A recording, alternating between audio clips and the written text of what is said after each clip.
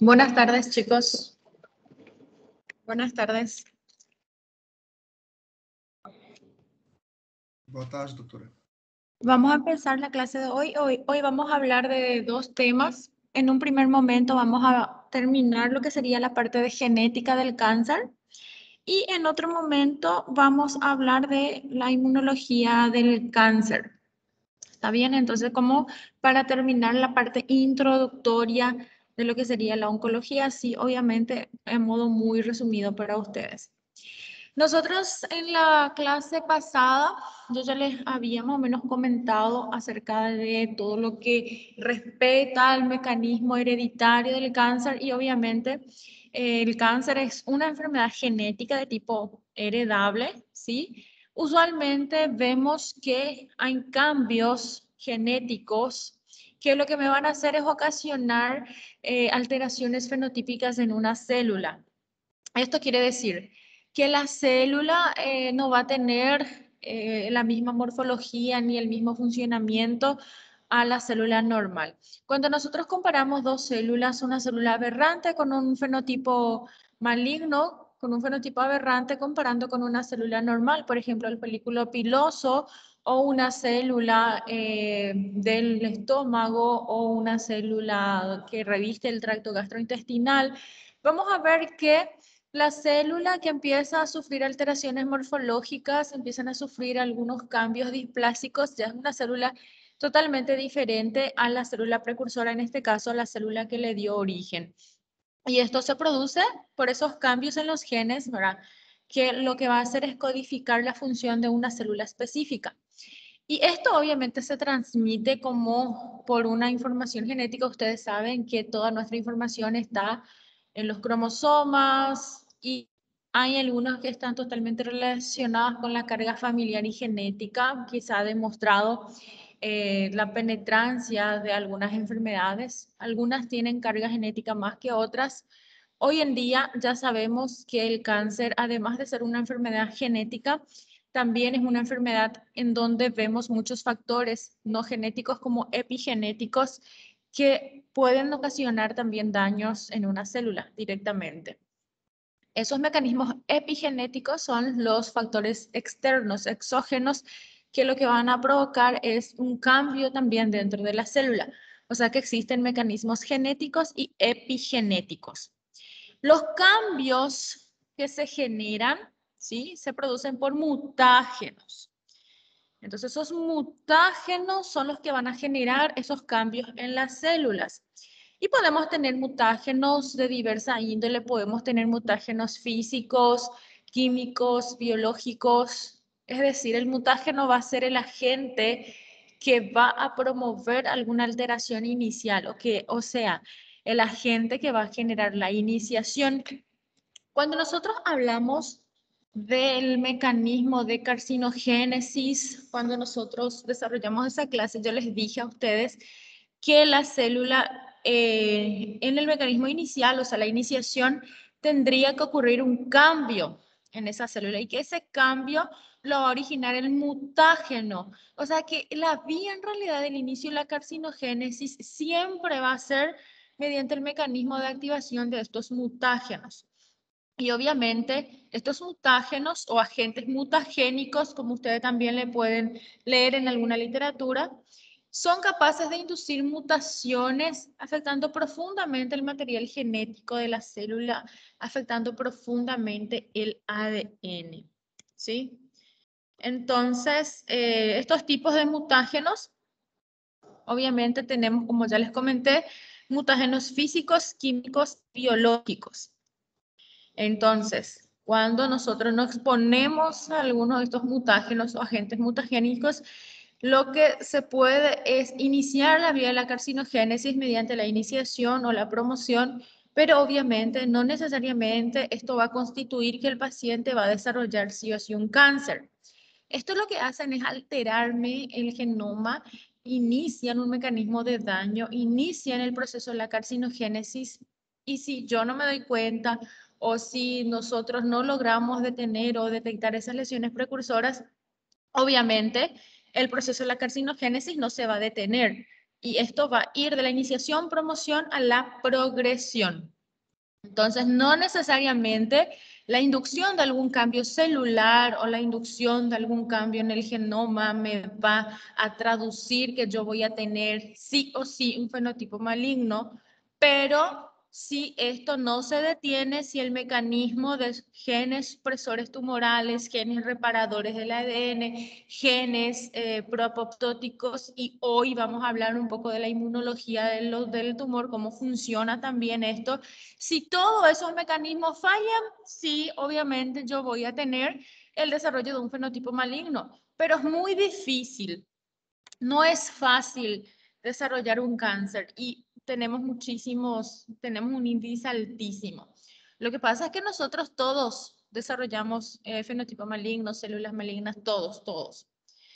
Y porque estos mecanismos son tan eficientes, no tenemos cáncer todos, porque si estos mecanismos no funcionaran o no existieran, absolutamente todos los seres humanos íbamos a tener cáncer, porque los daños se generan a diario, las alteraciones moleculares profundas se generan a diario, porque nosotros respiramos mutágenos, nos exponemos a mutágenos, comemos mutágenos, o sea, en realidad no hay forma de escaparnos de los agentes mutagénicos, pero nuestro cuerpo es una maravillosa maquinaria que nos protege contra estos, ¿verdad?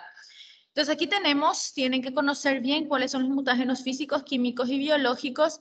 Los mutágenos físicos son los que se encuentran en el ambiente, pero no se integra al ADN. O sea, van a producir un daño, pero el daño va a ser un daño extrínseco. No se van a integrar directamente al material genético, pero sí ocasiona daño genómico, ocasiona alteraciones celulares profundas, pero no se integran al material genético como tal.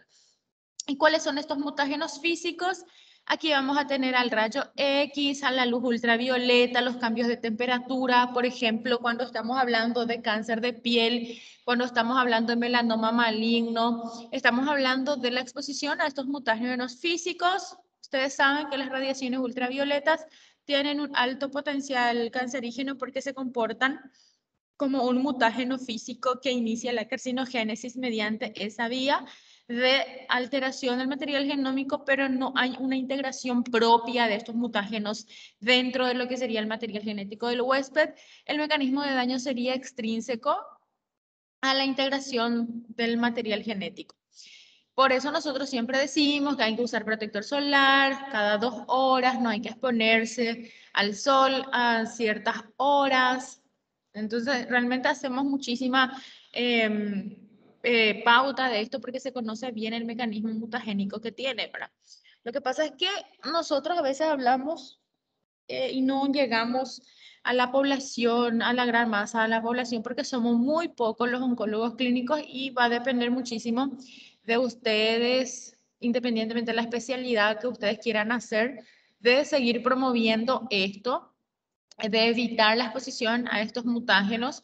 De esta forma, nosotros entonces vamos a tratar de evitar también la iniciación de la carcinogénesis por alguna de esas vías. Tenemos los mutágenos químicos. Los mutágenos químicos se encuentran en el ambiente y estos sí llegan a formar parte del ADN.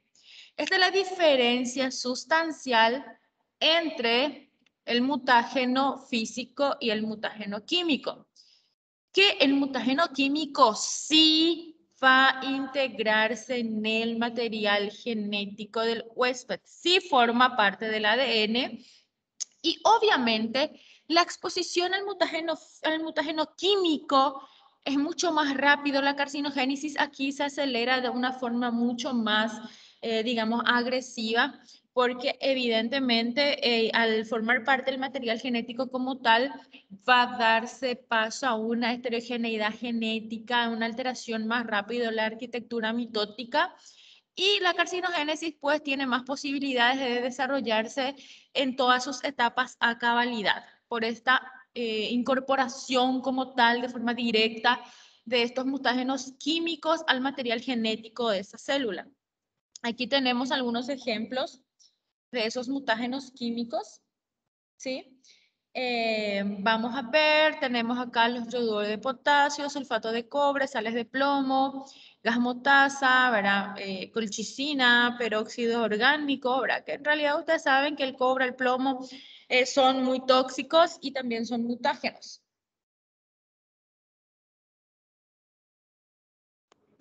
Y los biológicos, ¿verdad? Los mutágenos biológicos, obviamente son organismos vivos que se encuentran en el ambiente y mutan de distintas formas. Para nosotros es un problema estos mutágenos biológicos porque los pacientes tienen una exposición cada vez mayor a estos mutágenos biológicos, como por ejemplo el virus del HPV, el virus del Epstein-Barr, el virus incluso el del HIV, que está relacionado a muchos tipos de tumores por esa inmunosupresión como tal, pero no como un mecanismo oncogenético directo. También tenemos algunos mutágenos biológicos como el Helicobacter pylori, por ejemplo, que induce cambios profundos en lo que sería la superficie de las células del aparato de lo que sería el estómago, ¿sí? Entonces son organismos vivos que lo que hacen es mutar o incorporarse en la célula, replicando su material genético dentro de la célula y ocasionando daño, ¿verdad? Por una mutagénesis por inserción. Porque en realidad lo que sucede con estos mutágenos biológicos es que ellos insertan su material genético dentro de la célula y como que se forma como si fuera un híbrido y una célula va a aportar el material genético de la célula como tal original y va a aportar el material genético del virus. En este caso, el ejemplo del HPV que causa cáncer de cuello uterino, cáncer de vagina, cáncer de vulva, cáncer de pene, cáncer de ano, cáncer de amígdala.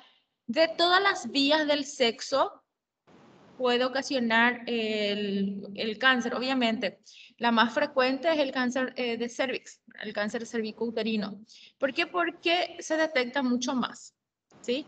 Pero cualquier vía del sexo, ya sea el sexo anal, el sexo oral, cualquier vía en donde haya una exposición de esa mucosa a estos mutágenos biológicos pueden desarrollar cáncer, ¿verdad? Entonces, por el sexo oral sería el cáncer de amígdala. Cuando una persona realiza el sexo oral o recibe el sexo oral de una persona infectada, entonces puede desarrollar cáncer de amígdala mediante esta vía, tanto hombre como mujer, ¿sí?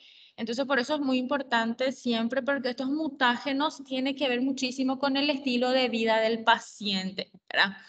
Porque es muy diferente a que el paciente nazca con una alteración genética, con una mutación, que lo que va a hacer es que ese paciente, por ejemplo, tenga una probabilidad de desarrollar algún tipo de cáncer, ¿sí? Por ejemplo, mutación del BRCA1, BRCA2, algunas traslocaciones, eso es otro capítulo. Pero lo que tiene que ver con la conducta del individuo, siempre nosotros tenemos que tratar de evitar, porque nadie nace para desarrollar cáncer de cervix o de ano o de amígdala, es por la conducta del individuo. Entonces, evitar tener sexo oral con personas que no conocemos muy bien, ¿sí? Tanto realizar el sexo oral como recibir el sexo oral en este caso, y también estamos hablando lo mismo del sexo anal y el vaginal, obviamente, ¿verdad? Ustedes ya saben muy bien que está relacionado ahora con el cáncer de cervix. Entonces, estos influyen muchísimo en lo que sería lo que nosotros sí podemos hacer para evitar, ¿verdad? El desarrollo como tal. Pero hay algunos que no podemos hacer nada, que son las mutaciones por los agentes como tal endógenos, ¿sí? Entonces, estos son los mutágenos y tenemos, obviamente, esto yo ya más o menos le comenté ya la clase pasada a ustedes. Les hablé de los oncogenes y protooncogenes. Lo que yo quiero que ustedes tengan en cuenta y vean la diferencia, ¿verdad?, sustancial entre el protooncogen y el oncogen, que sí tienen más o menos algún tipo de relación, pero que no son los mismos, no es una definición igualitaria. El protooncogen son genes que promueven el crecimiento y división de la célula. Los productos de los protoncogenes pueden localizarse en la membrana plasmática, en el citoplasma, en el núcleo celular. ¿Qué hacen estos protoncogenes? Las actividades de estos protoncogenes lo que van a hacer es controlar de diversas maneras la regulación a nivel transcripcional, transduccional y modificación de la proteína. O sea que un protoncogene es un gen que nosotros tenemos habitualmente que está encargado de realizar ciertas funciones. Por ejemplo, la transcripción de la información genética o la transducción proteica para, por ejemplo, la producción de muco en el aparato mucociliar del bronquio. Un ejemplo. O sea, nosotros tenemos unos protoncogenes que lo que hacen es regular que todo se haga de una forma correcta. Esos son como si fueran los genes que van a decir, bueno, se cayó 100 cabellos. Ustedes saben que nosotros promedio perdemos 100 cabellos al día. Entonces, estos protoncogenes, bueno, perdimos 100 cabellos al día, entonces tenemos que hacer la división celular, tiene que crecer nuevamente este cabello. O sea, lo que sería el mecanismo fisiológico, ¿sí? El recambio celular, el mecanismo como tal de apoptosis y regeneración de nuevas células, recambio celular, transducción, proteica, transcripción de informaciones genéticas. Ellos lo que hacen es que ellos velan para que todo funcione bien, para que todo se haga de una forma correcta. Ellos promueven el crecimiento y la división de la célula, ¿sí? Entonces, si yo ya tengo una cantidad considerable de células y yo ya no quiero más que la célula se divida, los protoncojones regulan eso y hacen entonces que esa célula cese su división celular, ¿sí? O dice, bueno, ahora sí, yo tengo que regenerar este epitelio del tracto gastrointestinal. El paciente tuvo diarrea, tuvo una alteración importante del epitelio. Bueno, vamos a regenerar y se activa la regeneración celular a ese nivel. Es lo justo y necesario que se necesita para que todo sea equilibrado, para que todo sea armónico, ¿sí? Entonces, esa es la función de estos protoncogenes. ¿Y qué pasa? Estos protoncogenes pueden mutar. Estos serían los protoncogenes, la función normal de estos protoncogenes. Y si muta, este protoncogen se convierte en oncogen, ¿sí? Mi protoncogen muta y se convierte en oncogen. ¿Y qué yo les dije a ustedes en las clases pasadas? ¿Qué ocurre cuando un gen muta? Cuando un gen muta, ese gen lo que hace es perder la función normal. Si yo les dije a ustedes que los protoncogenes son los que regulan el crecimiento esencial, la división celular, la transcripción, la traducción proteica, la homeostasis, y si es así, hay muchos protoncogenes, y si mutan, pierden esa función. Entonces todo ya se vuelve un desastre. Aquí están algunos ejemplos de protoncogenes, como por ejemplo Carras. Si Carras muta, Carras, por ejemplo, su función normal es la traducción de señales. Ellos lo que van a hacer es, ellos están en el citoplasma y lo que ellos van a hacer es interpretar las señales que le vienen mediante los receptores de membrana específicos. Ellos traducen, son traductores, son moléculas traductores de señales. Y si esto falla, por ejemplo, si este protoncogen Carras muta, se convierte en oncogen Carras, se convierte en un oncogen, y entonces ya ese mecanismo de traducción de señales no se va a realizar, y esto usualmente está relacionado con el cáncer colorectal, vejiga. Tenemos otros, por ejemplo, ciclinas dependientes de quinina 2 y 4, regulan la fase del ciclo celular. Estos son los que están también en el citoplasma, que estas ciclinas dependientes de quininas lo que van a hacer es encargarse de la fosforilación de las quinasas, o sea, la parte activa para que se pueda realizar el ciclo celular de forma correcta. Y si esto se altera, entonces se altera también la regulación del ciclo celular como tal. Y está relacionado con algunos tipos de tumores como el cáncer de mama y de vejiga. Y aquí le traigo más ejemplos. Yo obviamente no les voy a preguntar a ustedes el protoncogen ese kit, cuál es su función, cuál es el cáncer asociado, no, ¿verdad? Porque hay muchísimo, hay miles, ¿sí? Esto solamente a modo de ejemplo, ¿verdad? Nosotros sí, los oncólogos tenemos que pelearnos con esto, los oncólogos clínicos, pero a modo de información les traigo aquí para que puedan tener. Bueno, entonces los oncogenes son los malos, ¿verdad? Es el gen anormal, ¿sí? El protoncogen es el buenito. El protoncogene, entonces, es el gen buenito que regula la división celular, el crecimiento esencial, el mecanismo de transcripción, traducción proteica, la homeostasis normal de la célula, que si muta se convierte en oncogen, que es un gen anormal. El oncogen es un gen anormal, ¿sí? Que procede de la mutación de un alelo o de un gen normal llamado protoncogen, ¿sí? Entonces, por ejemplo, yo tengo un oncogen Carras que se originó de la mutación del protoncogen Carras, ¿sí? Entonces, cada vez que yo le digo oncogen, es el malo de la película, es el gen anormal, es el gen aberrante, es el gen que promueve el fenotipo maligno, ¿sí? Es el gen que promueve el desarrollo como tal de la vía de la carcinogénesis como tal, desde la iniciación, promoción y progresión de por sí. Estos oncogenes son los responsables de la transformación de una célula normal a una maligna, ¿sí? Y obviamente que desarrollará en un futuro algún tipo de cáncer específico en dependencia de dónde está ocurriendo esta alteración celular, en qué lugar, en qué topografía. Aquí tenemos algunos oncogenes y cuál era la función del protoncogen que tenía, ¿sí? Y los tumores también a modo de ejemplo para que ustedes puedan tener. Aquí está el ABL, ¿verdad? Que ustedes saben que ustedes seguramente que cuando dieron inmunología hablaron de este gen muy importante que es el ABL, que tiene una función de tirosinquinasa, que lo que va a hacer es promover la activación de las quinasas citoplasmáticas para activar la cascada de segundos mensajeros que van a llegar al núcleo para la división celular. Bueno, y este ABL es el oncogen que lo que, o sea, surgió de la mutación de un protoncogen, que ese protoncogen tenía la actividad tirosinquinasa, o sea que esto se pierde totalmente esta actividad. Y el tumor relacionado son las leucemias, fundamentalmente la leucemia mieloide aguda, ¿sí? Y están algunos otros ejemplos acá del ERB, del FES, del FMS, del FOSFUM, del KIT, del RAF, del MIC, del CEMIC, que son algunos oncogenes que se originaron por la alteración de algunas funciones específicas de algunos protoncogenes. Y aquí están algunos tumores relacionados con eso. A modo de ejemplo, yo no les voy a preguntar, ¿está bien?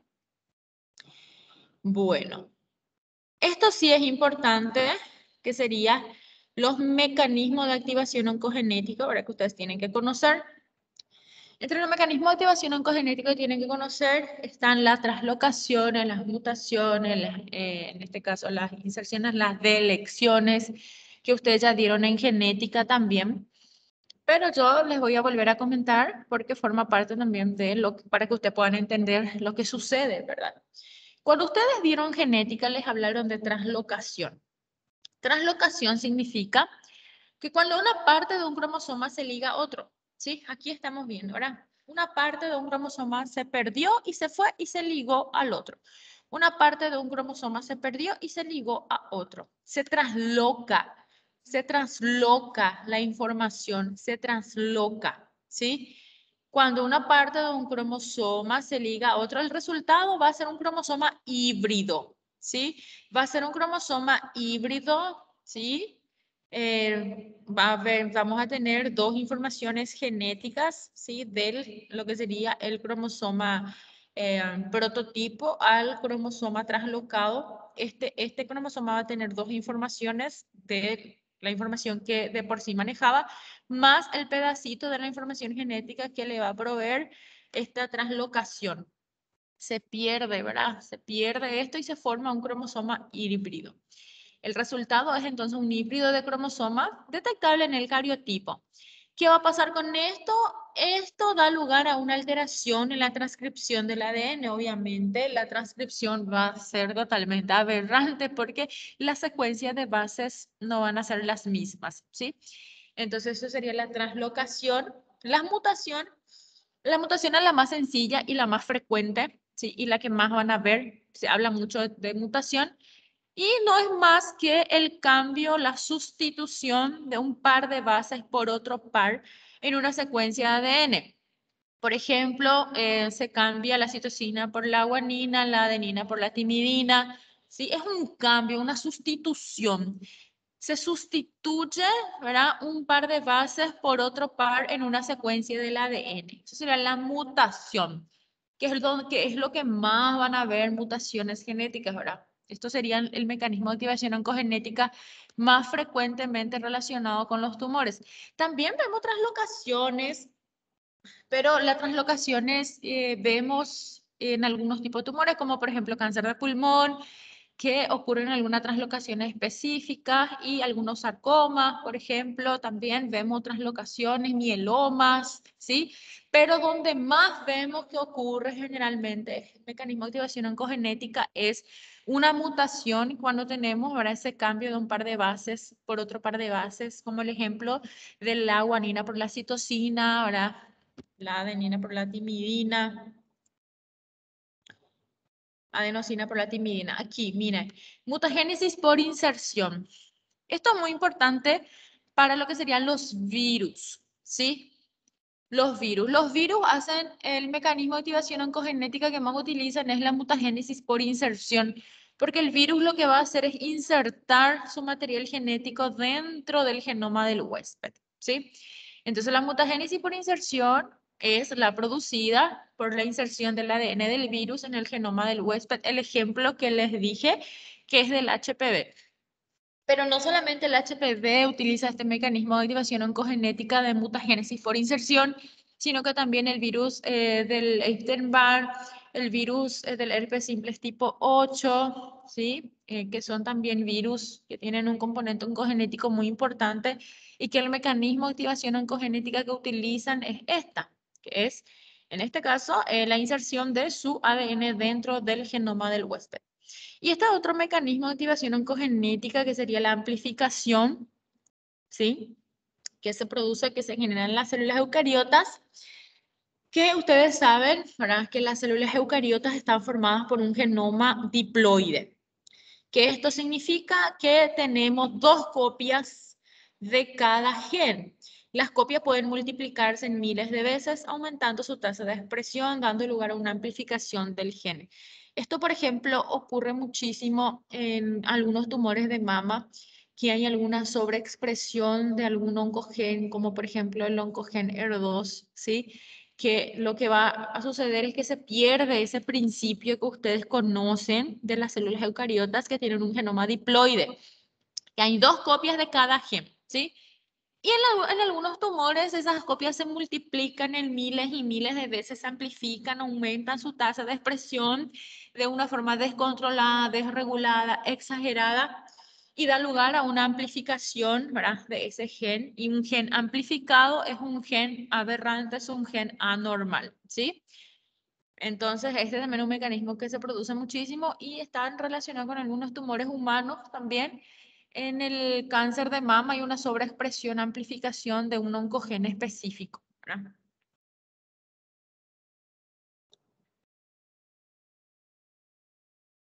Bueno, ahora les comentaré sobre los niveles de activación o de actuación de los oncogenes y en el funcionamiento, ¿verdad?, de la regulación como tal. Están los factores de crecimiento.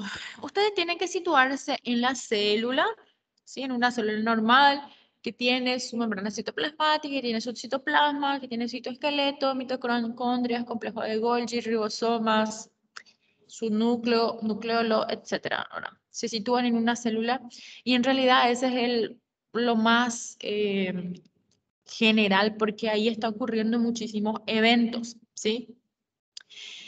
Y obviamente dentro de esa célula, generalmente en el citoplasma de esa célula está ocurriendo muchísimo tipo de actividad, muchísimas activaciones, muchísimas amplificaciones, muchísimas sobreexpresiones, ¿sí? Muchísima activación de segundos mensajeros importantes. Y entre ellos vamos a tener que dentro de la célula están los factores de crecimiento, que en condiciones normales, ¿qué hacen estos factores de crecimiento? Estos factores de crecimiento se unen a receptores de la membrana celular. Y estos receptores, aquí están viendo, ¿verdad?, los factores de crecimiento que se unen a receptores de la membrana celular y estos a su vez interaccionan con quinasas citoplasmáticas, ¿sí? Interaccionan con quinasas citoplasmáticas que transmiten y amplifican un estímulo en el interior de la célula. Esto es importante porque la célula tiene la membrana celular, ¿sí? En la membrana celular hay millones de receptores. Esos receptores tienen su ligando específico que se une a ellos, o sea que hay un receptor para cada tipo de ligando específico, ¿sí? Y hay receptores para los factores de crecimiento. Los factores de crecimiento son el alimento que va a recibir esa célula, ¿sí? ¿Para qué? Para poder generar algún tipo de información, ¿sí? Que me promueve la división, que me promueva la división celular. Entonces, estos factores de crecimiento están normalmente presentes. Ustedes tienen, yo tengo, todos tenemos, ¿sí? Porque normalmente están ahí en las células estos factores de crecimiento que se unen a sus receptores. Al unirse un factor de crecimiento con su receptor, van a interactuar con las quinasas citoplasmáticas. Al interactuar con las quinasas citoplasmáticas, van a activarle a estas quinasas. Y al activarse estas quinasas, pasan a su fase activa, que es la forma fosforilada. Y esto lo que van a hacer es que van a transmitir, ¿verdad? Van a amplificar y van a transmitir el estímulo al interior de la célula. ¿Y dónde queremos llegar? Queremos llegar al núcleo, ¿sí? Porque cuando llegamos ahí es donde algunos genes van a codificar que esa célula se divida o no se divida, se transcriba, se traduzca o no alguna proteína específica. Esto es sumamente importante porque en algunos tumores, por ejemplo, hay mutación de estos receptores de factores de crecimiento epidérmico, ¿verdad? Entonces, también nosotros podemos identificar alguna alteración a este nivel y poder tratar al paciente que tenga alguna alteración a este nivel, ¿sí? Es muy importante, ¿sí? Entonces, esto tienen que tener en cuenta también. Los receptores de factores de crecimiento, los receptores son receptores de membrana. ¿Verdad? En realidad, los más estudiados son los receptores que tienen actividad tirosinquinasa. ¿Qué significa receptores con actividad tirosinquinasa?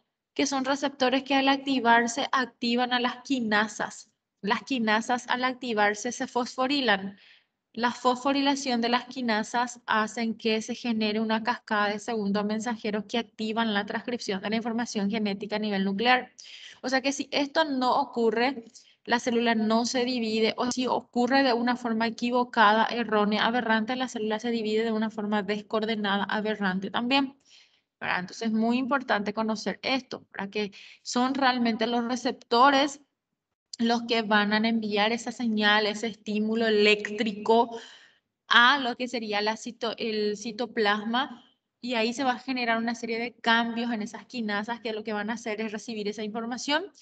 ¿Para qué? Para dar el ok, que se generen toda esa cascada de segundos mensajeros y que la información pueda llegar al núcleo de una forma correcta y que eso se pueda traducir de una forma correcta, para que la traducción ocurra de una forma correcta, ¿sí? Y obviamente acá tenemos la quinasa dependiente de ciclina. Aquí está la ciclina que cuando se une va a fosforilarle a la quinasa. El gen que codifica el receptor del factor de crecimiento epidérmico, ¿verdad? Es un gen que nosotros le conocemos como el ERB2, ¿sí?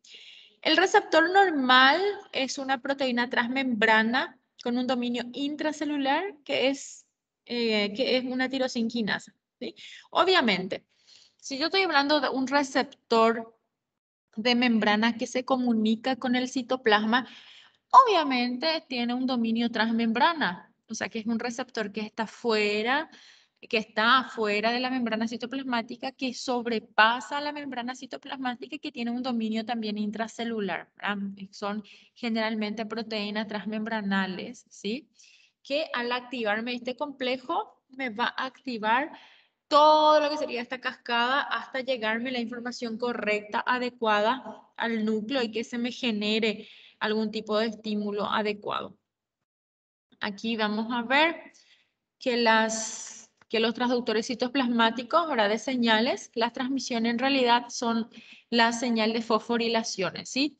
Cuando yo estoy hablando de fosforilación, que la quinasa que está en el citoplasma se fosforila, yo estoy hablando de que esa célula está entrando en su forma activa, ¿sí? Activa. La fosforilación es la forma activa, ¿sí? Entonces, dentro de la célula están nuevamente los transductores citoplasmáticos de señales. Sí, esto lo que van a hacer es transmitir la señal de las fosforilaciones. O sea que cuando ustedes vieron en biología que parecía que era todo tan fácil, en realidad que todo es muy complejo. Y yo le estoy dando el resumen del resumen del resumen para que más o menos ustedes puedan entender a grandes rasgos qué es lo que sucede dentro de esa célula. O sea que en la membrana celular hay receptores de factores de crecimiento, que estos receptores tienen que enviar la información, ¿sí? Algunos transductores, algunas quinasas que están en el citoplasma, que estas quinasas tienen que activarse. Al activarse, ellas se fosforilan. La fosforilación de estas quinasas intracitoplasmáticas es la forma activa de esa célula y que esto nuevamente requiere de algún mecanismo de traducción de señales, que lo que van a hacer es que me va a llevar esa activación, me va a traducir, me va a transmitir esa señal de esas fosforilaciones dentro del núcleo, ¿sí? Y aquí pueden intervenir distintas quinasas, muchas enzimas, ¿verdad? En realidad se generan segundos mensajeros como el AMP cíclico, el GMP cíclico, los inositoles fosfatos y todo lo que ustedes ya dieron en bioquímica, ¿verdad? Entonces, que es un mecanismo bastante hermoso, ¿sí? Que se genera para qué, para que la información llegue correctamente en el núcleo, para que en el núcleo, bueno, diga, ah, ok, necesito transcribir esta información. Ah, sí, voy a hacer la traducción proteica. Ah, bueno, vamos a entrar en división celular, vamos a cesar la división celular. En realidad es que todo es un mecanismo muy excelente, es tan perfecto como funciona todo. Los factores de transcripción, aquí estamos algunos ejemplos, ¿verdad? Que los factores de transcripción, estos actúan sobre un segundo grupo de genes involucrados en la proliferación celular, ¿sí? Y entre esos se encuentran, por ejemplo, algunos oncogenes nucleares como el MYC, el CFOC, el CEJUN, que son genes que lo que van a hacer es codificar para que se promueva la señal correcta dentro del núcleo de todo lo que está recibiendo, ¿verdad? De esas fosforilaciones de las quinasas, ¿sí? Nuevamente hay una regulación a este nivel, ¿sí? Y esta regulación se produce mediante los factores de transcripción, ¿sí? Los factores de transcripción. Entonces, ¿qué hacen los factores de transcripción? Son un rector, es un filtro más que tiene que pasar esa señal que viene de las quinasas fosforiladas, de la activación de esas quinasas, de la cascada de segundos mensajeros. Toda esa información llega nuevamente a estos factores de transcripciones y esto lo que van a hacer es actuar en otros genes involucrados en la proliferación celular, ¿sí? Y aquí está nuevamente otro mecanismo de activación genética. Estos genes entonces tienen que recibir la información y decir, bueno, esta célula necesita comida, esta célula tiene que morirse, tiene que caer en apoptosis, esta célula tiene que crecer, esta célula hay que intercambiar, ¿sí? Entonces, estos genes son los que van a interpretar toda esa información que llega y van a entonces realizar la función correcta. Nosotros podemos tener mutación a cualquier nivel. Podemos tener mutación a nivel de los receptores de factores de crecimiento y ya no se va a producir nada de esto. Podemos tener mutación a nivel de las quinasas. Podemos tener mutación a nivel de estos factores de transcripción. A cualquier nivel podemos tener alguna alteración. Y a cualquier nivel, al tener una alteración, se produce entonces digamos, una información incorrecta, aberrante, porque todo tiene que ser equilibrado, todo tiene que ser armónico, todo tiene que ser en orden para que se pueda producir una división celular armónica y una célula normal. Es todo un mecanismo, se pasan por muchos filtros. Este se activa, le activa al otro, el otro se activa, le activa al otro, el otro regula, el otro interpreta y finalmente la información llega al núcleo, ¿verdad? Así funciona en realidad. Bueno, esto nosotros ya vimos en la clase pasada que existen genes supresores de tumores y existen genes, en este caso, ahora oncogenes como tal. Entonces, los genes supresores ustedes ya conocen en la clase pasada, yo ya les expliqué de los genes supresores de tumores. Estos genes supresores lo que van a hacer es inhibir el crecimiento celular, ¿verdad? Obviamente en condiciones normales, pero cuando se produce una mutación en estos genes supresores de tumores, sus proteínas no se expresan y dan lugar a proteínas no funcionales, favoreciendo la aparición de lo que sería la carcinogénesis, ¿verdad? Al no existir un control de la proliferación celular. O sea que nosotros podemos tener mutaciones en cualquier nivel y una de las mutaciones que también puede ocurrir es la mutación en los genes supresores de tumores. Al ocurrir entonces la mutación en esos genes supresores de tumores, ellos no van a corregir ninguna alteración de daño, ellos no van a activar a los genes reparadores del ADN, ellos no van a realizar ningún tipo de función para que esa célula corrija ese daño, ¿sí? Entonces, cuando un gen supresor de tumor muta, las proteínas que tienen no se expresan, ¿sí? Y simplemente lo que va a suceder es la continuidad de ese mecanismo aberrante. No hay quien le impida a ese nivel, ¿sí? Hay muchos genes supresores de tumores, ¿verdad? El principal es el gen P53, pero hay otros genes supresores de tumores, como el retinoblastoma, el APC, el gen del tumor de Wilms tipo 1, ¿sí? Hay muchísimos. El gen P53, nuevamente les hablo mucho del gen P53 porque es un gen muy importante, es un gen supresor de tumor bastante importante, muy relacionado con ese mecanismo de activación oncogenética, ¿sí? Es una proteína supresora de tumor y ejerce su función uniéndose al ADN y regula la expresión de distintos genes. Esto es muy importante. Regula la expresión de distintos genes. O sea que no es que el gen P53 como tal el que va a actuar de por sí solo, no. El gen P53 detecta el daño, se activa, se une al ADN y esa es su forma activa.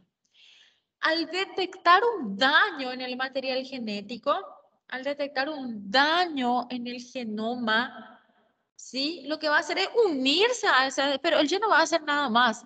Él lo único que va a hacer es detectarse, une a ese ADN. Y esa activación de este gen P53 lo que va a hacer es activar la función de distintos genes. Hay muchísimos genes cuya función depende directamente de la activación del gen P53, como cuáles, por ejemplo, los genes reparadores del ADN, los genes inductores de la apoptosis, ¿sí? Y si mi gen P53 no se activa o está mutado, entonces estos genes que dependen de la activación del gen P53 tampoco pues van a trabajar, porque para trabajar, realizar una función, ellos necesitan recibir el estímulo de la activación del gen P53. Entonces, la activación obviamente del gen P53 es clave, regulando la expresión de distintos genes que lo que van a hacer es inducir la apoptosis, que es un suicidio en la célula mediante la regulación de la transcripción de genes, ¿verdad? Que inducen obviamente a las proteínas involucradas en la apoptosis. ¿Mediante quién? Mediante la activación de los genes proapoptóticos, ¿sí? El gen P53 solo detecta, se une al ADN y le activa a todos los genes encargados de reparar o de realizar el suicidio celular, la muerte celular, ¿sí? Por eso es un gen muy importante, porque si él está mutado, su proteína no se expresa y nadie le activa estos genes, ¿verdad? Porque el gen P21, que es un gen reparador del ADN, u otros genes reparadores del ADN, ellos no actúan por sí solos. Ellos, si no reciben la activación del gen P53, van a vivir normalmente con esa célula aberrante sin realizar ningún tipo de acción al respecto. O sea que necesariamente el estímulo va a ser la activación del gen P53, ¿sí? Por eso su mutación está relacionada muchísimo con el desarrollo de tumores humanos. Bueno, aquí tenemos, solamente para mencionar, nosotros vamos a hablar de cáncer de mama. Yo le quiero mostrar nomás que hay muchos mecanismos oncogenéticos, activación oncogenética o todo lo que nosotros hemos hablado hasta ahora relacionado con muchos tipos de tumores, como por ejemplo en el cáncer de mama. Se encuentra normalmente, muy frecuentemente involucrado las mutaciones del BRCA1 y el BRCA2, ¿sí? El BRCA1 es una mutación que se localiza en el brazo largo del cromosoma 17 y la mutación del BRCA2 se encuentra localizado también en el brazo largo del cromosoma 13, ¿sí? Y está muy Doutor, frecuentemente... ¿Hola? a sua diapositiva não está passando, não, eu acho. ¿No le está pasando? Está na 17, fatores de transcrição. Tá normal, Léo. Tá não, tá normal. Ah, tá normal? Eu achei que ela estava tentando passar e não estava conseguindo. Bueno, yo acá veo que está, seguramente que tu computadora está un poquito lenta. A los demás sí le aparece, ¿verdad? Sim, Sim, aparece. doutora. Sí. Bueno, esta parte ya estamos terminando. Solamente un ejemplo que les traigo a ustedes que hay muchos tipos de tumores relacionados con mutaciones, pero vamos a desarrollar mejor cuando demos cada patología, ¿verdad? En el cáncer de cervix, por ejemplo, yo les hablé de los mutágenos endógenos de tipo mutágenos biológicos, ¿verdad? Los virus relacionados con esto, que también, ¿verdad?, está relacionado muy frecuentemente a estos tipos de tumores. En el cáncer de ovario también está relacionado a alguna mutación en algunos genes, como por ejemplo la mutación del BRCA1, ¿verdad?, que está, usualmente se localiza en el cromosoma 17, en el brazo largo del cromosoma 17. Y hay muchísimas mutaciones dentro de lo que sería la mutación del BRCA1, ¿verdad? Y se conocen más de 66 ya hoy día de mutaciones germinales, que lo que va a conllevar es al mayor riesgo de desarrollar también cáncer de ovario. En el cáncer de pulmón es donde más vemos, en realidad el cáncer de pulmón, el estudio del cáncer de pulmón avanzó muchísimo, porque nosotros hoy en día innumerables mutaciones hemos detectado, mutaciones receptores de factores de crecimiento, translocaciones del ALK, translocaciones del ROS1, una mutación de resistencia de un gen de la T790M, etcétera. En realidad nosotros hemos tenido, todo lo que hemos detectado de nuevas dianas terapéuticas en cuanto a lo que respecta al cáncer de pulmón. Estamos súper emocionados porque podemos nosotros curar muchísimo, muchísimo más hoy en día, ¿verdad? Y hay algunos tipos de cáncer de próstata relacionados con la mutación del BRCA2. Hasta acá más o menos entendieron. Yo sé que ustedes tienen una base un poquito floja en lo que sería genética, biología, pero más o menos la idea central llevaron. Sim, doutora, tranquilo. Sim, doutora. Perfecto, entonces van a salir a un receso un ratito y vamos a terminar, que les voy a explicar un poquito de la inmunología de los tumores. ¿Está bien? 5 minutitos, 10 minutitos, se toman su café, su agüita y les hablo de inmunología y tumores y terminamos. Ok.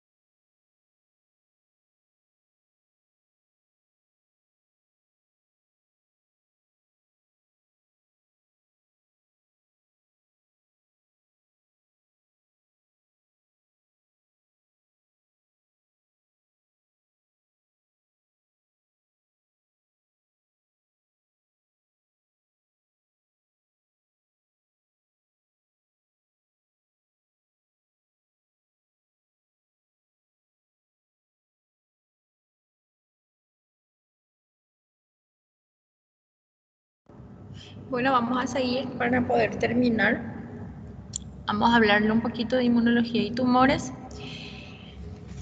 En realidad, la inmunovigilancia, que es una teoría que se propuso hace muchísimo tiempo, ya en los años 50, lo propuso en ese entonces McFarlane Burnett, y que promulgaba esta teoría de la inmunovigilancia.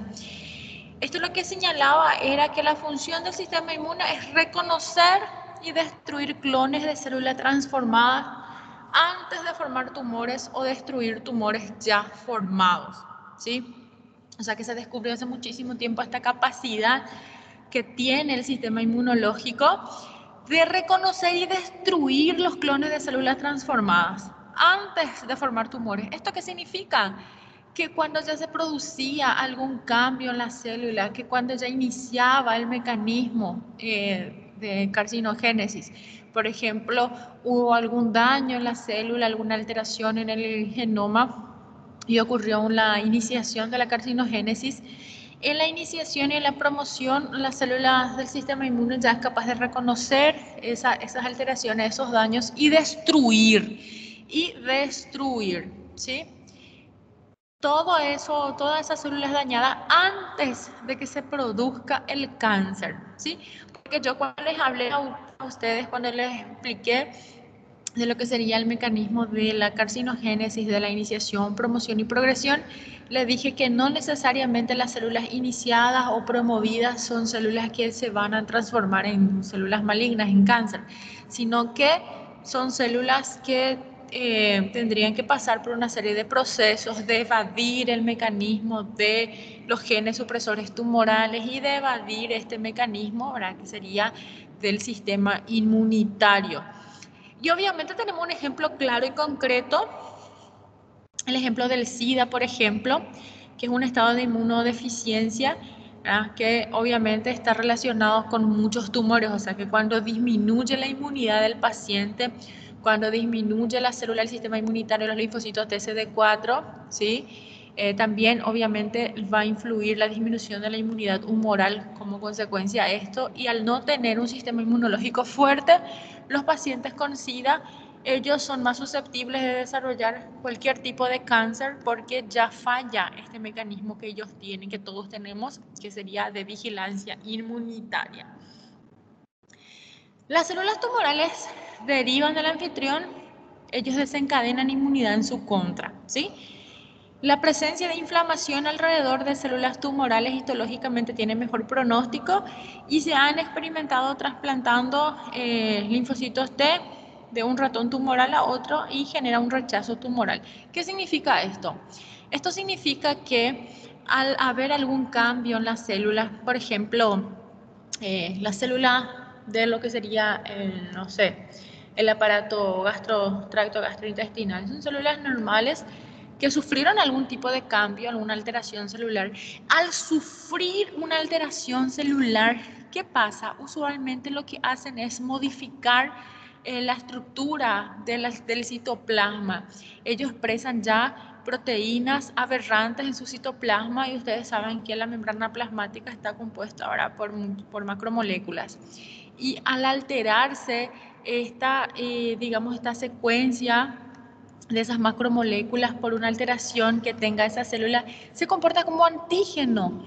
¿Y ustedes se acuerdan cuando estudiaron en inmunología que nosotros tenemos un sistema inmunitario que reconoce, engloba y destruye los antígenos, que son los agentes extraños, ¿sí?, como por ejemplo virus, bacterias, hongos, etcétera, que entran a nuestro organismo? Nosotros desencadenamos una respuesta inmunitaria frente a ellos, contra ellos, porque son elementos ajenos a nuestro organismo. Nosotros vivimos en armonía con nuestras células y nuestros tejidos, pero cuando vemos algún agente exógeno extraño a nosotros lo que hacemos normalmente en nuestro sistema inmune es reaccionar frente a ellos, ¿sí? Y esto también sucede en el tumor. Cuando ocurre algún daño, también se altera todo lo que sería la composición de esa célula. Esa célula se comporta como antígeno. Y por eso mi organismo es capaz de destruir a la célula tumoral, porque lo reconoce como antígeno. Y entonces desarrolla un mecanismo también de inmunidad frente a ellos, ¿sí? Y hay algunos tumores, por ejemplo, que tienen muchísima inflamación, como algunos sarcomas, por ejemplo, o algún tipo de leucemia, linfomas. Y cuando más inflamación hay, más mecanismo inmunológico, ¿verdad? Está relacionado a ello y obviamente vamos a tener una mayor respuesta. Porque cuando hablamos de mucha inflamación, hablamos de que hay mucha activación del sistema inmune.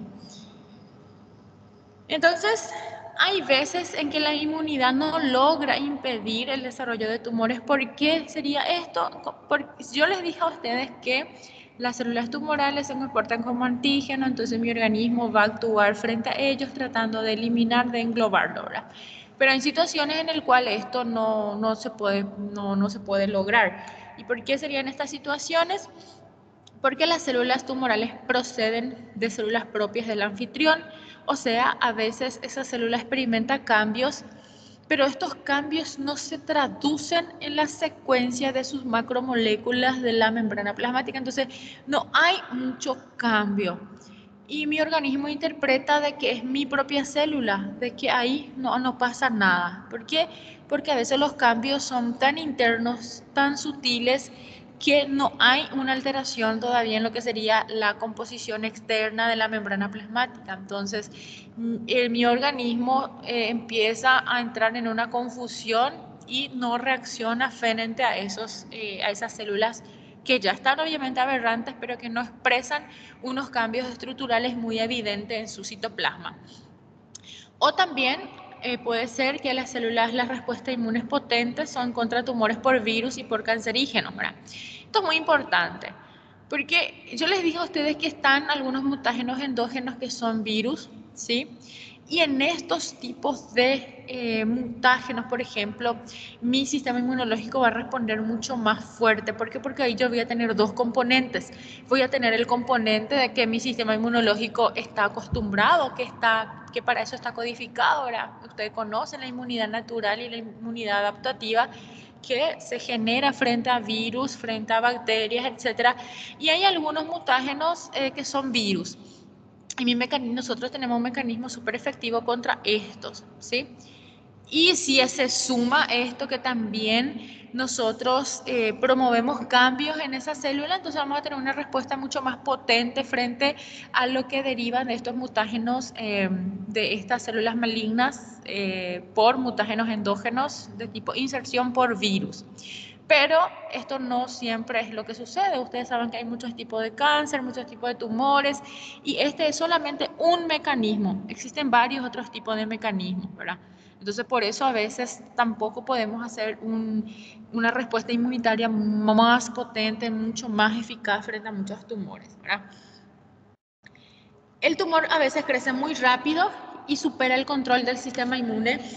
Cuando ustedes dieron inmunología, les hablaba de que, por ejemplo, llega una bacteria al organismo, la primera célula que llega en el sitio donde está ocurriendo el evento inmunológico, usualmente es el neutrófilo, el polimorfo nuclear neutrófilo, y esto va a liberarme citoquinas y me va a hacer que por quimiotaxia llegue otras células del sistema inmunitario, como macrófagos, natural killer, etcétera, llegan en el sitio donde está ocurriendo el evento también para tratar de englobar esa situación. Pero si, por ejemplo, el proceso infeccioso es tan severo, ¿qué hacen esas células? Esas células lo que van a hacer es activar el mecanismo de respuesta adaptativa que depende de la activación linfocitaria, linfocito T y linfocito B, y esto pues lo que van a hacer es expandirse clonalmente, ¿sí? Las bacterias replican su material y liberan sus toxinas, y mi sistema inmunológico tiene que ser capaz de expandirse clonalmente para superar en cantidad al patógeno, para poder destruirlo.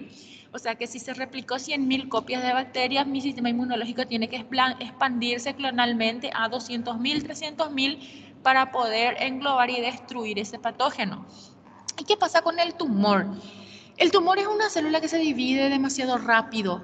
Su índice mitótico es súper acelerado, es exagerado, se divide de una forma descontrolada, desregulada, y a veces supera la capacidad que tiene mi sistema inmunológico de expandirse clonalmente a la par. Porque estamos hablando de células que se dividen muchísimo, o sea que si hoy día yo tuve copias de 300.000 células aberrantes malignas, ¿verdad? De un fenotipo aberrante que tuvo varias copias hijas aberrantes también, mi sistema inmunológico no va, como dicen ustedes los brasileños, no da un cuenta de la cantidad de células, copias que se le está presentando en ese momento. Entonces son superados en cantidad a veces, ¿verdad? Son superados en cantidad. Y por eso a veces no se genera también una respuesta inmunitaria eficaz en estos casos. Y las células tumorales deben expresar antígenos, ¿verdad? Esto es muy importante. Deben comportarse como antígenos para ser reconocidos como extraño por mi sistema inmune. Eso es un requisito básico. Esa es la inmunología básica, que nosotros reaccionamos frente a lo extraño, frente a lo que no estamos acostumbrados, frente a lo que no tenemos tolerancia. Y esto serían, ¿verdad?, la secuencia de bases diferentes, las proteínas aberrantes, ¿sí?, el daño genómico que me va a expresar una traducción proteica diferente al cual el organismo está acostumbrado, entonces lo reconoce como antígeno y desencadena una respuesta inmunológica contra eso. Entonces es un requisito básico también. Aquí tenemos algunos ejemplos de algunos carcinógenos infecciosos, de algunos virus y algunos cánceres relacionados con estos. Sí, por ejemplo, el virus de la leucemia de células T humana es un virus un tipo ARN y está relacionado con las leucemias y los linfomas de células T en el adulto. Están los virus del herpes humano 8 que está relacionado con el sarcoma de Kaposi. Están los virus del papiloma humano que está relacionado con el carcinoma cervical y otros tipos de carcinomas, como ya les expliqué. Los virus de la hepatitis B y C, que está relacionado con los hepatocarcinomas, los carcinomas hepáticos. Virus de Epstein-Barr, que está relacionado con linfoma de Burkitt, ¿verdad?, que son algunos casos. Y esto nuevamente aquí, para que ustedes puedan entender, se repite nuevamente y obviamente estos van a ver siempre. Aquí van a ver una balanza, ¿sí?, de protooncogenes y oncogenes. O sea, la mutación de un protooncogen es un oncogen. Un protooncogen entonces es el gen buenito, ¿eh? Es un gen que está en la célula normal, ¿sí?, que usualmente la célula expande clonalmente. Son proteínas que controlan el crecimiento esencial, controlan los factores de crecimiento, controlan a los receptores de factores de crecimiento, controlan la transducción de las señales, los factores intracelulares y también controlan los reguladores de la apoptosis. O sea que es el equilibrio. Es el gen que me va a promover un equilibrio total en ese medio. Y el oncogen, obviamente, se genera por la mutación de este protooncogen y obviamente es en una célula ya transformada. Estos oncogenes lo que van a hacer en realidad son, como ya les dije, son genes mutados, son genes que promueven la transformación maligna, que promueven el cáncer, que promueven el fenotipo maligno. Y son entonces proteínas hiperactivas que están alteradas desde el punto de vista cuantitativo. Y me van a generar alteraciones cuantitativas, amplificación, translocación, mutaciones y numerosos eventos que lo que finalmente me va a generar es un fenotipo maligno, ¿verdad? Entonces, usualmente tenemos que tener una balanza, un equilibrio entre los promotores del crecimiento, o sea, los protooncogenes, y los que restringen el crecimiento, que son los genes supresores de tumores, ¿verdad? Cuando la balanza se inclina hacia uno, por ejemplo, acá, va a haber un control de lo que sería el crecimiento celular. Tiene que haber una regulación, una balanza en esto, ¿verdad?, para que no se genere ninguna alteración en lo que sería el crecimiento celular y la transcripción de la información genética o la traducción proteica como tal. ¿Qué pasa en el cáncer? En el cáncer la balanza se inclina hacia la proliferación celular. Tiene que haber un equilibrio, ¿sí? Siempre un equilibrio entre los promotores del crecimiento y lo que restringen el crecimiento. Si el glóbulo rojo vive 120 días, ya no puede vivir más de 120 días, entonces lo que restringen el crecimiento, lo que van a es generarle la apoptosis a esa célula y van a formarse nuevos glóbulos rojos, ¿sí? entonces se va a activar esto y luego se activa esto. O sea, tiene que haber un equilibrio. Cuando la célula ya está viejita, muere, se generan otros. O sea, un equilibrio normal, ¿sí? No tiene que haber ninguna inclinación en esto. Pero en el cáncer se inclina la balanza, ¿sí? Ocurre una conversión de protooncogenes a oncogenes, amplificación de muchos genes, mutaciones y translocaciones, ¿sí? ¿Y a qué le va a favorecer? ¿Dónde se va a inclinar la balanza? A la proliferación celular descontrolada. Va a haber una alteración de los genes supresores de tumores. Va a ocurrir una mutación del GP53, ¿sí? Y al ocurrir una mutación del GP53, se altera totalmente la estructura de los genes dependientes del GP53, ¿sí? Y esto es lo que sucede en el cáncer. La balanza se inclina hacia la proliferación celular descontrolada y hacia la alteración de los genes supresores de tumores y mutaciones de genes supresores de tumores. En la carcinogénesis, que ya les expliqué los mecanismos de activación de la carcinogénesis, aquí lo que hay es un aumento en la producción de factores de crecimiento segregado. Obviamente yo necesito más mitosis, yo necesito más división celular, yo necesito más factores de crecimiento.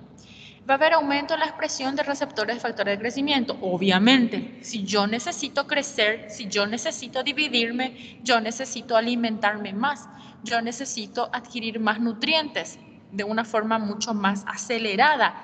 Entonces yo tengo que multiplicar la cantidad de receptores en mi superficie celular que me van a recibir ese influjo, ese alimento, esos factores de crecimiento.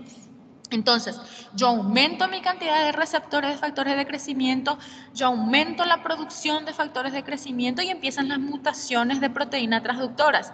O sea, que traduce todo mal. Transductora es eso, traduce. Por ejemplo, tiene que dividirse las células de la epidermis, ¿verdad? Entonces, si ocurre una alteración en un cáncer de piel, por ejemplo, esas señales van a llegar de forma aberrante a estos traductores de señales y que lo que va a promover es la división celular descontrolada y se va a formar el tumor. No se traduce bien hasta cuándo se tiene que dividir y se divide en copias, ¿verdad?, aberrantes, alteradas en su aparato mitótico con una inestabilidad genética muy evidente y obviamente se genera el fenotipo maligno. Hay mayor producción de genes de transcripción mutante, ¿sí? Y hay una superproducción de factor que previene la muerte celular. Hay una superproducción de estímulos de los genes de la inmortalidad. ¿Y quién es el gen de la inmortalidad? El gen de la inmortalidad es el gen BCL2, que es el gen antiapoptótico por excelencia. Entonces, la célula tumoral es una célula que se divide sin fin, que recibe señales de crecimiento de una forma descontrolada, desregulada, que multiplica su capacidad de receptores en su membrana plasmática para recibir más información, que se altera toda la cascada de traducción de esas señales que llegan al núcleo y son células inmortales, ¿sí?, que no mueren. Estas serían las características de las células neoplásicas, ¿sí? Una desdiferenciación y anaplasia. Tienen una velocidad de crecimiento, invaden localmente y pueden producir metástasis. La diferenciación y anaplasia es que es una célula totalmente diferente a la célula que le dio origen. Por ejemplo, la célula del cáncer, por ejemplo, del cáncer gástrico es una célula que es totalmente anormal. Ya no es una célula normal que habitualmente se encuentra en el lumen, ¿verdad? Ya es una célula aberrante. Entonces, una célula desdiferenciada y que está sufriendo anaplasia, usualmente en el cáncer gástrico se produce por un carcinógeno biológico que es el Helicobacter pylori, ¿verdad? Bueno, y aquí es chiquitito, ustedes en su casa pueden ponerle más aumento, solamente describe, ¿verdad?, el mecanismo de activación oncogenética en realidad que yo ya les expliqué, ¿sí? La defensa del huésped es muy importante. Sí, ya sé, nosotros tenemos una evidencia sumamente tangible, ¿verdad? Muy, en este caso, congruente con respecto a esto. Vemos regresión espontánea de muchos tumores. Ustedes no escuchan a veces de curas milagrosas de pacientes que tenían tumores y que se desapareció su tumor. ¿No escucharon eso? Y eso es porque mi sistema inmunológico está activado, está destruyendo esa célula tumoral, está realizando su función. Entonces nosotros vemos muchas veces un tumor que ni siquiera nosotros hemos tratado. Por ejemplo, nosotros detectamos un cáncer de 10 centímetros y al cabo ni siquiera el paciente recibió ningún tipo de terapia antitumoral y viene con 7 centímetros, o sea, una disminución, una regresión espontánea, ¿verdad? Y esas son las curas milagrosas que hablan la gente que su tumor desapareció, que disminuyó, ¿verdad? Porque en realidad se está desencadenando todo este mecanismo antitumoral, hay una destrucción de estos tumores, hay una activación inmunológica muy importante que está reconociendo como antígeno a esas células ya formadas y lo está destruyendo, ¿verdad? Y a veces tenemos también que al disminuir la carga tumoral, las metástasis, que son la extensión ya del primario, también disminuye, ¿verdad? Porque al tener menos carga tumoral, menos trabajo le estoy dando a mi sistema inmunológico y menos células tiene para poder destruir. Entonces el trabajo es mucho más fácil, ¿sí? Y también nosotros, por ejemplo, hoy en día las biopsias que pedimos a los pacientes que pueden costear un poquito más sus estudios, nosotros le podemos pedir el estudio de infiltración del linfocito para ver la cantidad. Y se ve, eso es algo muy hermoso. Nosotros vemos esos tumores, montones de linfocitos, montones de macrófagos tratando de destruir los macrófagos, tratando de realizar la fagocitosis, los linfocitos ahí totalmente infiltrados en el tumor, o sea que está tratando de realizar realmente el mecanismo de defensa antitumoral. O sea que hay mucha evidencia tenemos. Y la alta incidencia de cáncer inmunodeprimidos y en los pacientes con HIV, por ejemplo, el cáncer es muy frecuente en los pacientes viejitos. ¿Por qué? Porque en la vejez hay un declino de lo que ya sería el sistema inmunológico. ¿Qué son las citoquinas? ¿Qué son los anticuerpos? Son proteínas. Y el abuelito, el ancianito, ya tiene una disfunción de esto, ¿verdad? Ya tiene una desnutrición, ya tiene como una falencia de todo este sistema, ¿verdad? Entonces en los abuelitos vemos mucho más frecuentemente los tumores porque ellos ya no realizan una buena defensa antitumoral porque su sistema inmunológico ya es ineficiente. Y los neonatos tienen un sistema inmunológico inmaduro, ¿sí? Y los pacientes con HIV tienen una inmunodeficiencia por destrucción de esos linfocitos por ese virus. O sea que en todas estas situaciones nosotros vemos que hay un aumento de cáncer. O sea, evidentemente cuando falla el sistema inmunológico, falla este mecanismo de defensa y el paciente es más susceptible de desarrollar cualquier tipo de tumores.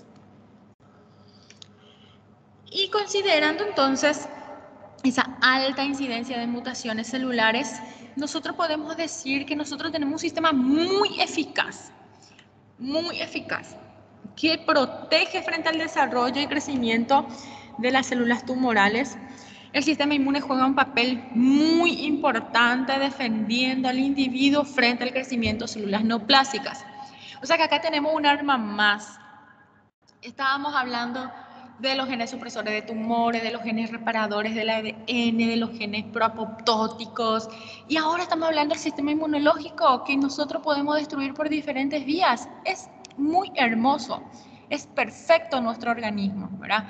En realidad que tenemos muchísimas armas para luchar contra esto, pero lamentablemente muchas situaciones en donde todo esto falla y el individuo desarrolla cáncer, pero tenemos que nosotros realmente agradecer todos los días por el cuerpo perfecto y todo el sistema que tenemos para hacer frente a diferentes tipos de alteraciones celulares o que se pueda desarrollar algún tipo de alteración, un fenotipo maligno, ¿sí?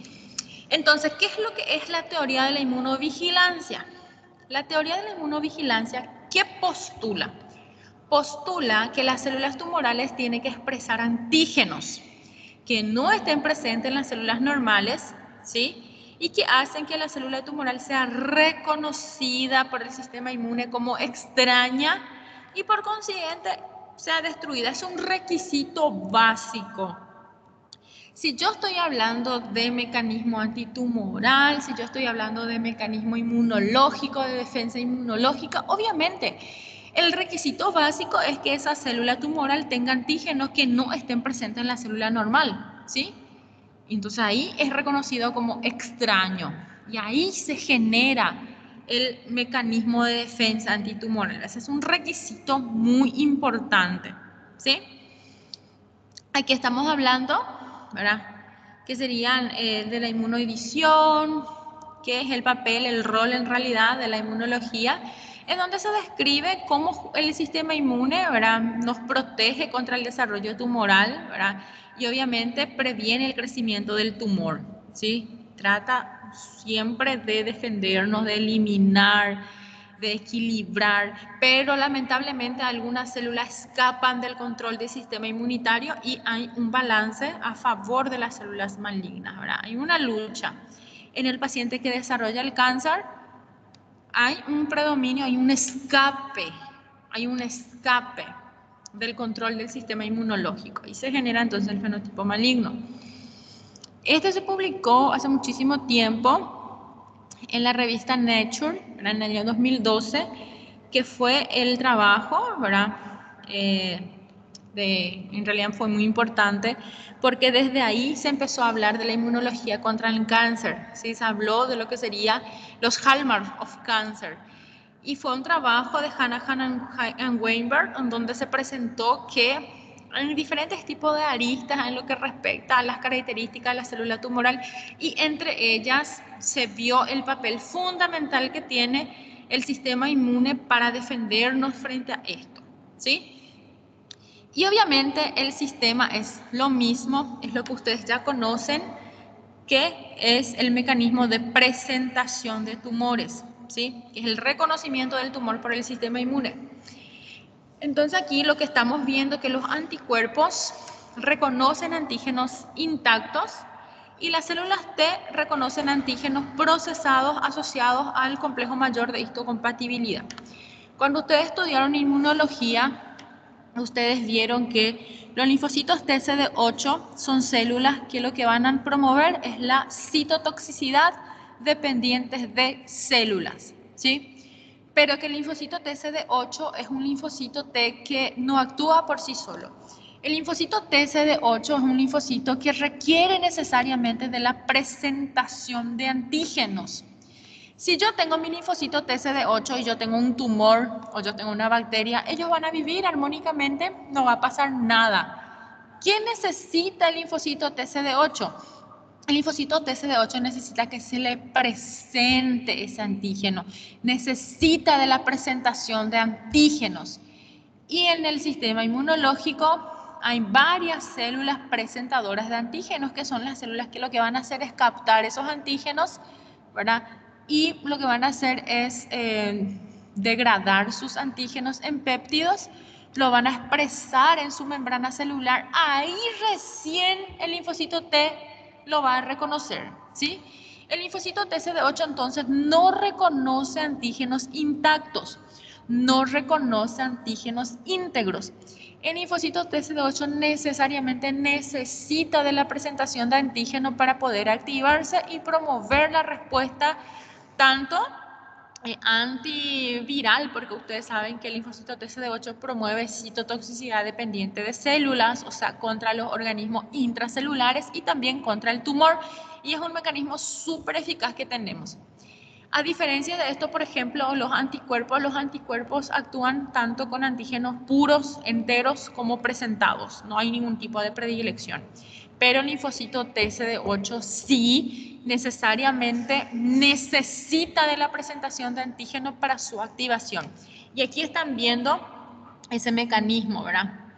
Ese mecanismo de presentación de antígenos. Está el linfocito T, que tiene el complejo mayor de histocompatibilidad, y está una célula infectada que se le presenta, una presentación, o sea que necesita que se le diga: hola linfocito TCD8, mire, aquí tiene, te presento el antígeno.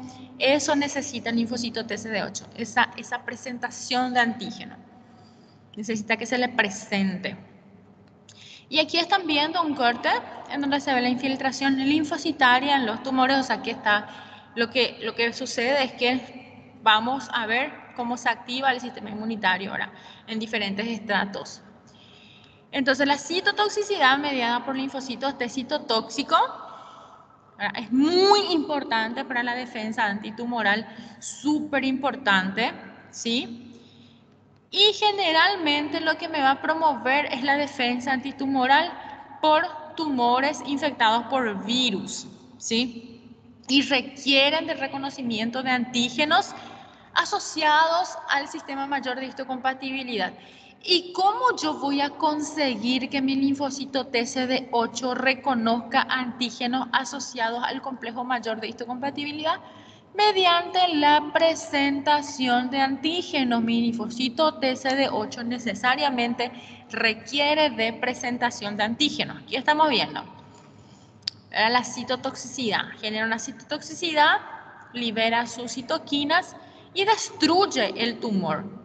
Entonces la célula tumoral muere por apoptosis, porque este linfocito TCD8 al unirse, al activarse, al unirse con receptores específicos en la célula tumoral, liberan enzimas como el factor de necrosis tumoral, granzima y ¡chum! Mata, lisa la célula tumoral, ¿sí? Y entonces, ¿cuál es el requisito del linfocito TCD8 para realizar el mecanismo de defensa antitumoral? El requisito es que se realice la presentación de antígenos, porque él solamente reconoce antígenos proteicos unidos al complejo mayor de histocompatibilidad que se obtiene mediante la presentación de antígenos, ¿sí? Bueno, las proteínas celulares alteradas y están las moléculas coestimuladas. En realidad que se producen muchas mutaciones, ¿verdad? Y por eso las células son células diferentes y pueden ser reconocidas como extrañas, ¿verdad?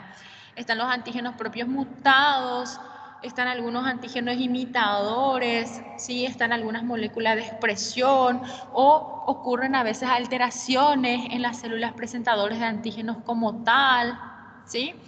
Y esto es muy importante siempre también tener en cuenta, ¿verdad? Existen todo este sistema que el tumor expresa para poder evadir de alguna u otra forma nuestro sistema inmunológico, ¿verdad?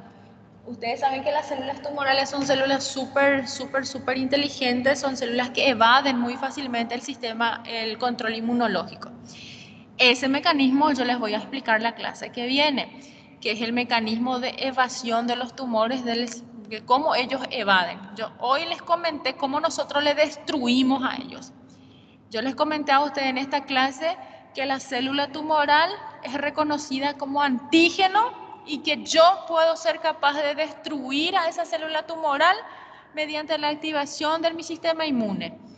Mis anticuerpos son capaces de destruir cualquier tipo de célula tumoral. Mi linfocito TCD8 es capaz de destruir células tumorales que tienen antígenos proteicos presentados mediante la presentación de antígeno porque necesita del complejo mayor de histocompatibilidad que me va a generar la presentación de antígeno para reconocerlo y promover la destrucción, la lisis, la citotoxicidad dependiente de células y destruirme a ese tumor. Eso es lo que nosotros hacemos normalmente. Pero ¿por qué entonces se va a producir el cáncer? Bueno, porque el tumor es terrible, es inteligente, evade también el sistema inmunológico. Así como la bacteria, así como los virus y bacterias tienen el mecanismo de evasión del sistema inmune por los mecanismos que ustedes ya estudiaron, de coestimulación, de tolerancia celular, etc. Acá también el tumor evade el sistema inmunológico y tiene una serie de características también que yo les voy a explicar en la clase que viene. ¿Está bien? ¿Tienen alguna duda hasta acá? ¿No entendieron algo?